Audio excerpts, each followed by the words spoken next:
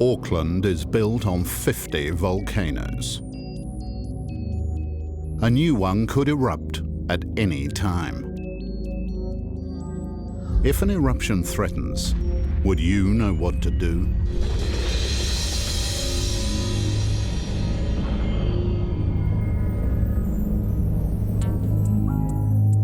Auckland's landscape is renowned for its two harbours and for its iconic cluster of volcanoes.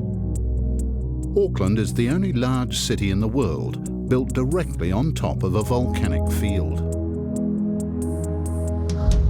The Auckland Volcanic Field produced 50 volcanoes over the past 200,000 years.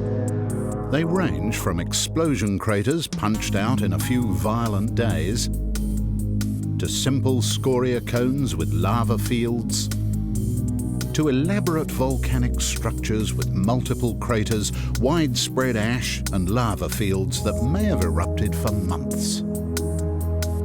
The largest volcano is the youngest. Toto Island is as big as the rest of Auckland's volcanoes combined. It erupted only 600 years ago, leaving little doubt that there's still life in the Auckland Volcanic Field. About 80 kilometres beneath Auckland, there's a hotspot where the rocks partially melt. Hotspots like it elsewhere in the world can last for 1 million years, so Auckland's actually quite young. Over hundreds to thousands of years, enough molten rock or magma can build up that it starts to rise upwards towards the surface. If that magma reaches the surface, it erupts as a volcano. Auckland's hotspot produces a very fluid kind of magma called basalt, which travels to the surface quickly. A new eruption is most likely to occur where magma has not been released before, somewhere between the existing volcanoes. Unfortunately, we can't predict when the next batch of magma might start moving towards the surface, but we can detect it once it does.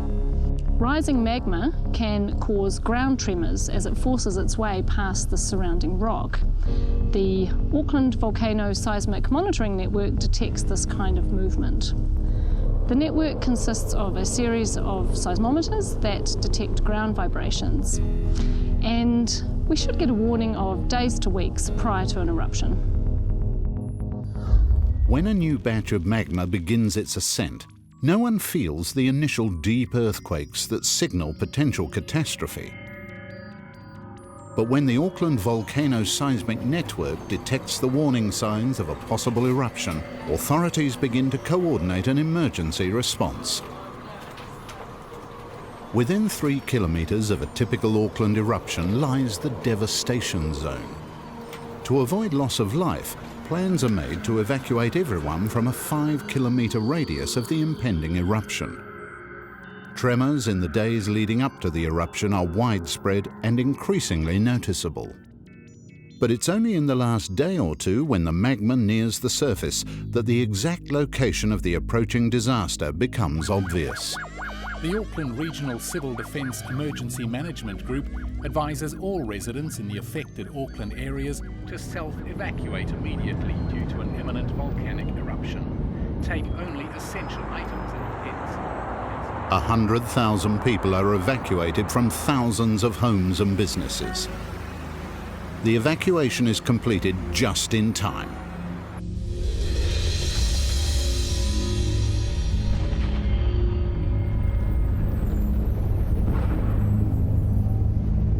The early stages of the eruption are the most explosive. The largest blasts shoot rocks kilometres into the air.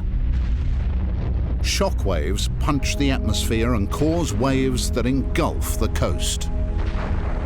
Most devastating of all are violent base surges as superheated gas and ash roar out at over 100 kilometres an hour.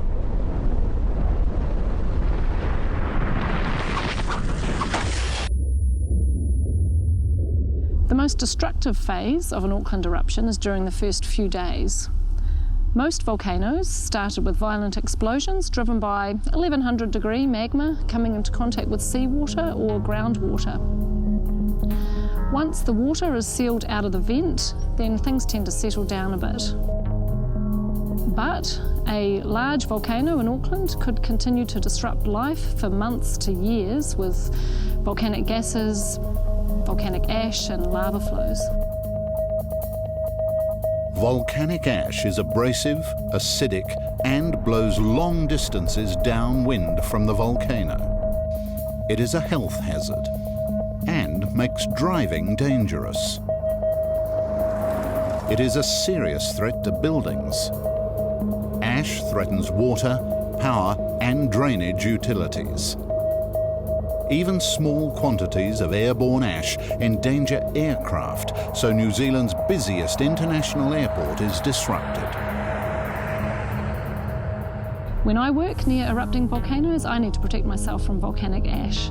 It gets into your eyes and it's just horrible to inhale, particularly if you're an asthmatic like I am.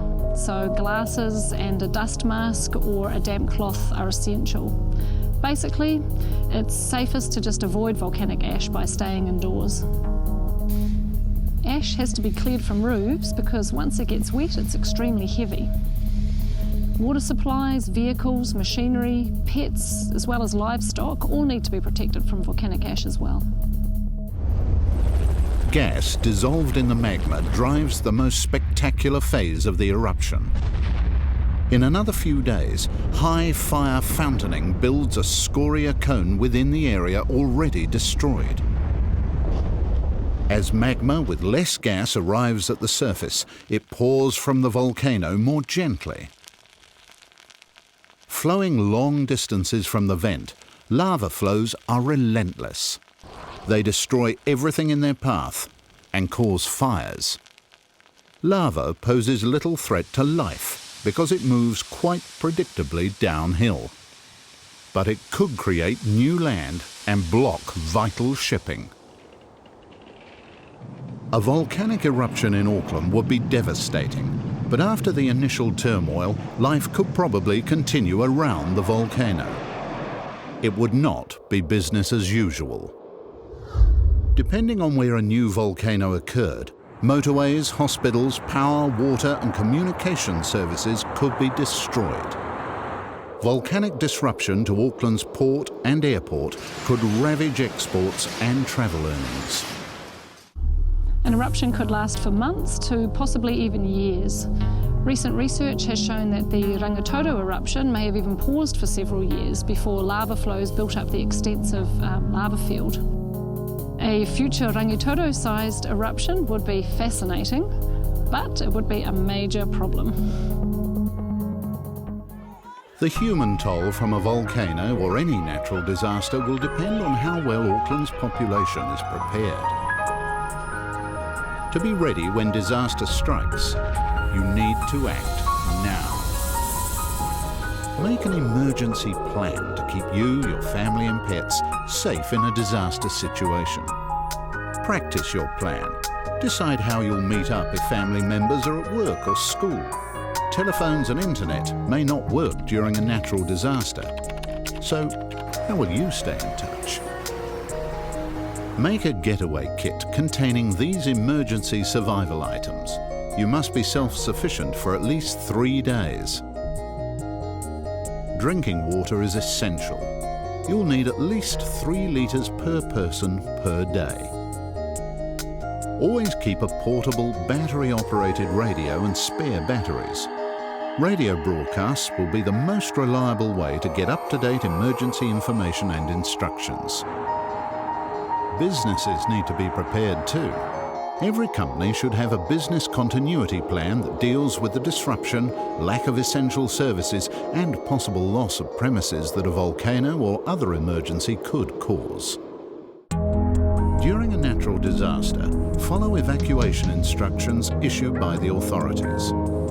Stay away from the hazardous zone and don't move if you don't have to. In the event of a volcano, stay inside with all windows and doors sealed to keep volcanic ash from entering.